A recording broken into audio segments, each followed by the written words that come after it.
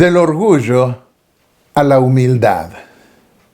Bienvenidos todos los orgullosos y los humildes que quieran conocer mejor el problema que tienen para resolverlo con la ayuda de Dios. Encontraremos en el estudio de esta semana estímulo para librarnos de ese flagelo que todavía sigue plagando la humanidad, ya que un ángel rebelde ha sembrado en nuestros corazones semillas de la rebelión que comenzaron con el orgullo. Semillas que en nosotros, gracias a Dios, son curables por la sangre del Cordero. Debemos precavernos de cómo procede el orgullo en la rebelión contra Dios, porque a menudo ese orgullo llega a un punto sin retorno. Elena de White constató varias veces en el movimiento adventista que algunos que se habían rebelado abiertamente contra la organización adventista y rechazado el don de profecía, aun quienes después de hablar con ellos parecían cambiar en un primer momento, al tiempo volvían a sus andanzas anteriores. Y destacó en esos casos que el orgullo perfecto es prácticamente incurable. Veamos dos declaraciones suyas. El más desesperado e incurable de todos los pecados es el orgullo, la suficiencia propia. Otra declaración. No hay nada tan ofensivo a Dios o tan peligroso para el alma humana como el orgullo y la suficiencia propia. De todos los pecados es el más desesperado, el más incurable. Nabucodonosor era el hombre más poderoso del mundo en su época. Disponía de la vida de sus súbditos como quería. En el sueño que tuvo, vio que el árbol grande que lo representaba llegaba hasta el cielo. Por esa razón, el profeta Isaías vio por revelación divina cómo el rey de Babilonia repetía la historia de Lucifer, quien dijo: «Subiré al cielo, en lo alto, junto a las estrellas de Dios, levantaré mi trono, sobre las alturas de las nubes subiré y seré semejante al Altísimo». Isaías 14, versículos 12 al 14.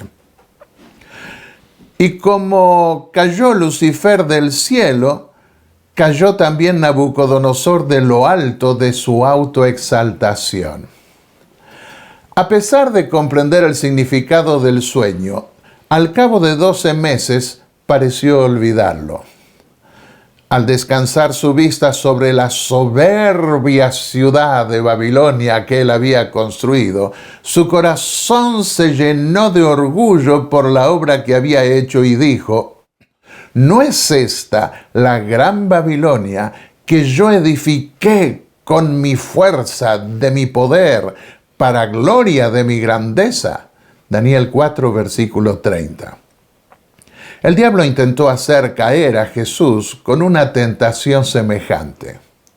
Le mostró toda la pompa de los reinos y ciudades del mundo y le ofreció entregárselos para terminar el conflicto en forma fácil, sin que Jesús tuviese que pasar por la traición de su pueblo y su crucifixión.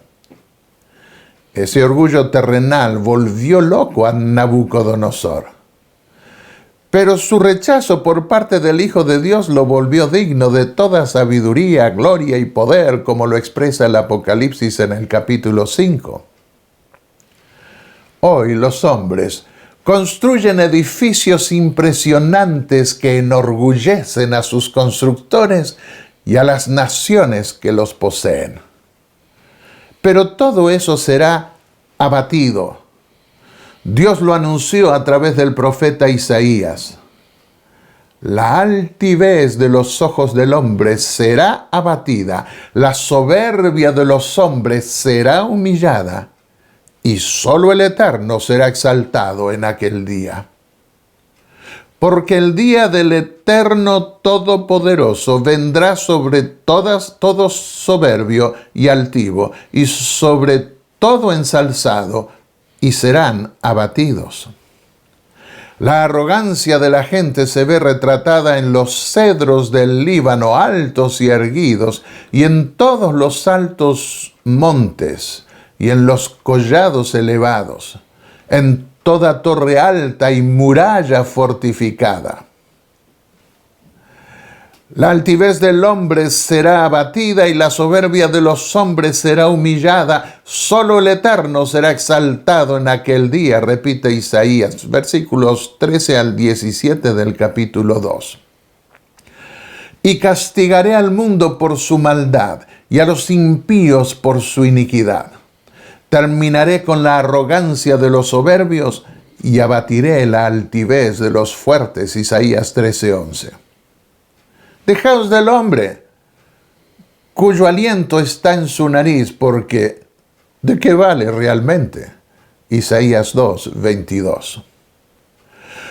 Porque todo lo que hay en el mundo, dijo Juan, los malos deseos de la carne, la codicia de los ojos y la soberbia de la vida, no procede del Padre, sino del mundo. 1 Juan 2:16. Podemos ver también Mateo 7:22. El malo se jacta y desprecia al Eterno. Por la altivez de su rostro, el malo no busca a Dios. No hay Dios en ninguno de sus pensamientos. Salmos 10, versículos 3 y 4. Por tal razón, Dios resiste a los soberbios y da gracia a los humildes. Santiago 4:5 y 1 Pedro 5:1.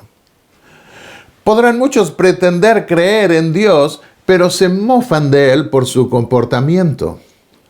Por eso advirtió Salomón que mejor es humillar el espíritu con los humildes que repartir despojos con los soberbios. Proverbios 16:19. Un texto cuneiforme babilónico pudo descifrarse en 1975 que muestra evidencias en Nabucodonosor de haber perdido la razón.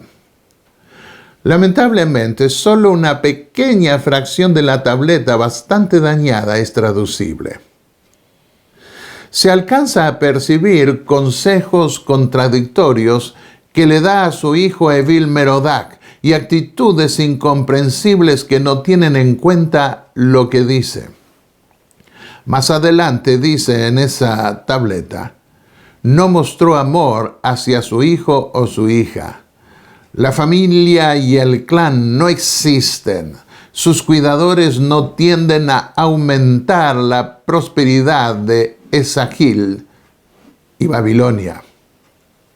El doctor Gerhard Hassel sugirió que ese fragmento sería el primer documento extrabíblico que evidencia la locura de Nabucodonosor, en el que su hijo Evil Merodach habría tenido que asumir el reino mientras su padre permanecía enfermo. La enfermedad de Nabucodonosor existe hoy también. No es muy común, pero se le ha dado un nombre. Se llama licantropía o también zoantropía y aún disforia de especies. Es una enfermedad que consiste en sentir que se está en el cuerpo equivocado. En lugar de ser un hombre, miran, piensan y actúan como si fueran animales. Esto es llamativo porque cientos de miles hoy sienten también que están en el cuerpo equivocado en relación con su sexo. Miran, piensan y actúan como si en lugar de ser hombres son mujeres o viceversa.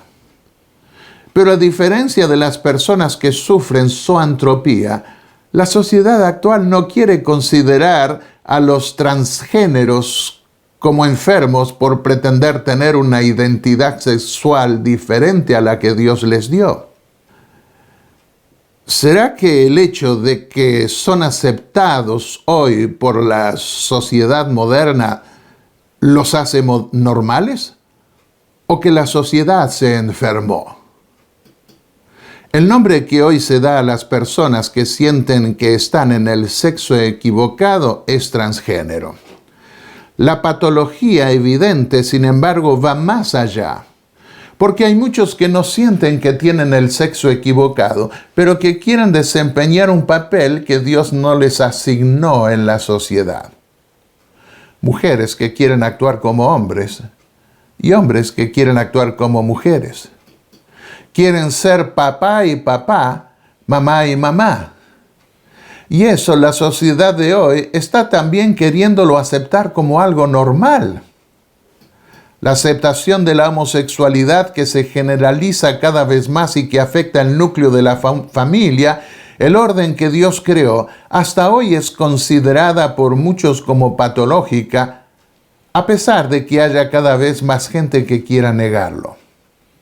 Y su multiplicación, tan extendida en la actualidad, ha llevado a algunos religiosos a considerar que la pretensión de vivir en un cuerpo equivocado es otra forma de posesión demoníaca. Volvamos al rey de Babilonia. Ese rey fue representado también como un león cuyo porte y mente eran los de un hombre, Daniel 7:4. Pero aquí su porte e inteligencia humanos se volvieron como los de una fiera del campo. Su pelo, cabello y barba se volvieron los de una bestia. Tuvo que aprender las lecciones de humildad que no había querido aprender antes, viviendo en el campo con los brutos. Hasta que en un rapto de inteligencia recordó el sueño y clamó al Dios del cielo por liberación. ¿Cuál fue el origen de la arrogancia? El pecado comenzó en el cielo con Lucifer, quien habiendo sido creado por Dios, se enalteció en su corazón a causa de su hermosura y quiso ser igual a Dios. Luego hizo caer de la misma manera a Eva, la primera madre de todos los habitantes que alguna vez poblaron este planeta, cuando la instó a desobedecer a Dios, pretendiendo que iba a ser como Dios. De allí en adelante, todos los reinos y los emperadores del mundo se ensoberbecieron al punto de pretender ocupar el lugar de Dios de una u otra manera. La soberbia de Nabucodonosor no fue una excepción. La excepción fue que aprendió la lección y se humilló ante el castigo divino. Algo que no se vio, por ejemplo, en el faraón de Egipto, quien endureció su corazón. Tal vez otra excepción entre los emperadores paganos fue la del rey de Nínive en tiempos del profeta Jonás, quien se humilló ante la advertencia del castigo divino. Gracias a eso, logró retrasar el juicio de Dios sobre el imperio asirio. A diferencia del primer sueño que no quiso revelar Nabucodonosor a los magos y adivinos, esta vez dio a conocer su sueño para que se lo interpretasen. Yo no creo que esos magos no fueron capaces de entender el símbolo de ese sueño. Creo más bien que no se atrevieron a decirle lo que pensaban, y ningún demonio habrá querido tampoco que ese sueño se cumpliese. El único que se atrevió a interpretar ese sueño fue Daniel, porque era honesto y porque comparecía regularmente ante un ser mucho más majestuoso e imponente que el rey mismo, el Dios omnipotente de su pueblo. Llama la atención de que el rey de Babilonia fue considerado por Dios su siervo para destruir muchas naciones. Jeremías 25:9. Pero al cabo de 70 años de oportunidad que le dio al reino de Babilonia, la arrogancia del rey de ese imperio iba a ser abatida también. Eso nos muestra que Dios da a los seres humanos como a las naciones un tiempo de oportunidad, hasta que su orgullo y rebelión llegan a un punto que lleva a Dios a intervenir. Nabucodonosor mismo debió reconocer después de haber perdido la razón por 7 años que el Altísimo tiene el dominio en el reino de los hombres y lo da a quien Él quiere. Daniel 4:32. Como árbitro de todos los destinos, el Dios del cielo pone y quita reyes, y a quien Él quiere, se lo da. Daniel 2:21. Cuando las naciones e imperios pasan el límite que Dios les asigna, el Rey del cielo interviene de diferentes maneras para quitarles su autoridad y poder. Ninguno de todos los reinos que sometió Nabucodonosor tuvo dioses que revelasen su majestad por encima de la imponencia del rey, excepto el Dios de Israel. Si Dios había sido capaz de revelarse al emperador de la superpotencia mundial de esa época contra su voluntad, era obvio que el único Dios verdadero no podía ser otro que el de ese pueblo que él había vencido. Pero, ¿por qué había permitido ese Dios tan poderoso que estaba por encima de los dioses de Babilonia y del mismo rey, que su pueblo fuese sometido y humillado por Nabucodonosor? El profeta Isaías lo expresó en las siguientes palabras: En verdad, tú eres un Dios que te ocultas, oh Dios de Israel, Salvador. Isaías 45:15. Por un tiempo Dios oculta su poder, y cuando su pueblo se arrepiente, confiesa sus pecados y clama a Él, entonces interviene y se revela como Salvador. Porque el Dios del cielo no es rencoroso, sino misericordioso. Algo semejante ocurrió también cuando Dios permitió que los filisteos llevasen captiva el arca donde se manifestaba la presencia divina, para luego manifestar su poder en tierra enemiga. Qué medios extraños que usa Dios a veces para revelarse a los más poderosos de la tierra y hacerles ver que Él está por encima de ellos y de lo que más valoran, sus dioses. Nabucodonosor, como unos años antes el rey de Nínive en el imperio de Asiria, se arrepintió y aplazó el juicio de Dios. Pero el día iba a llegar más tarde, cuando su nieto Belsasar iba a ensoberbecerse en una orgía que llevó a cabo, bebiendo en los vasos sagrados que habían sido consagrados a Dios en Jerusalén. Eso lo veremos en la siguiente lección. El profeta Isaías vio detrás del rey de Babilonia al diablo mismo y anticipó su final abatimiento y destrucción. Toda tu soberbia descendió al sepulcro. Gusanos serán tu cama y gusanos te cubrirán. ¿Cómo caíste del cielo, oh lucero, hijo del alba? Fuiste echado por tierra, tú que abatías a las naciones. Tú que decías en tu corazón, subiré al cielo, en lo alto, por encima de las estrellas de Dios levantaré mi trono.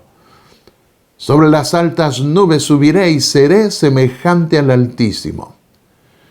Pero fuiste derribado hasta el sepulcro, al más profundo abismo. Isaías 14, versículos 11 al 15. Todos los pecados son ofensivos a la vista de Dios.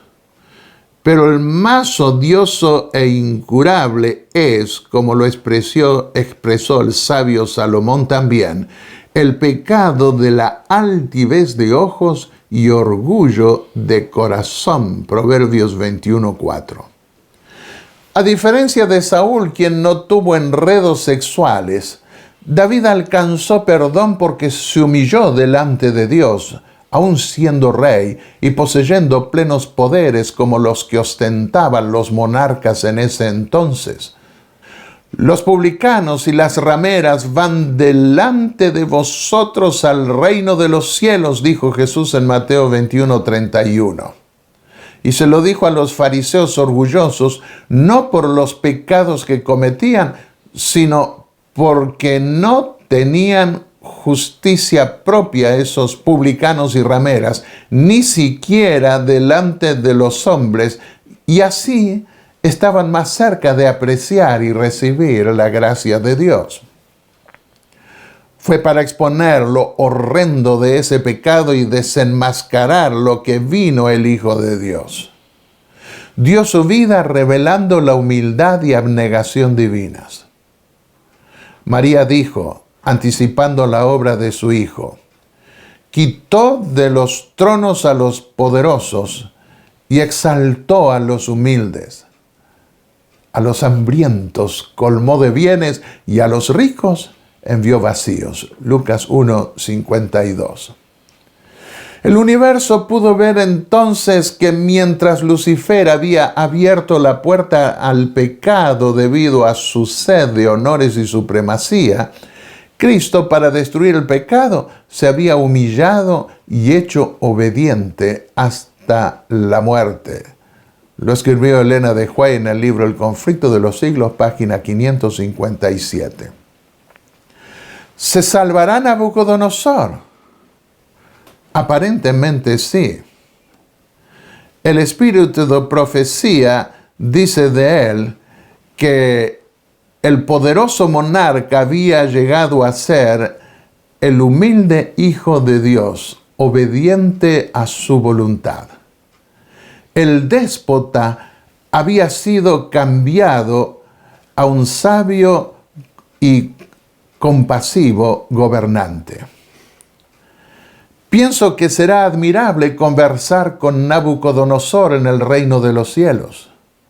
Sin duda muchos se unirán con él para alabar el nombre de Dios, el Rey del universo. Sí, querido hermano y hermana que me escuchas, hay solución para el orgullo insensato que todos tenemos en su momento, quien más, quien menos. La cruz del Calvario. Si aceptamos el yugo que Dios pone sobre nosotros y no nos rebelamos, veremos que la carga que llevamos no es tan pesada como la suponíamos.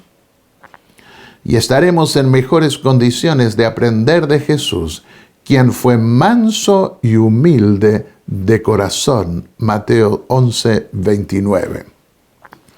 Al contrito y humillado no despreciarás tú, oh Dios, exclamó David, aún en su condición de rey y con poderes humanos omnímodos. Salmo 51:17.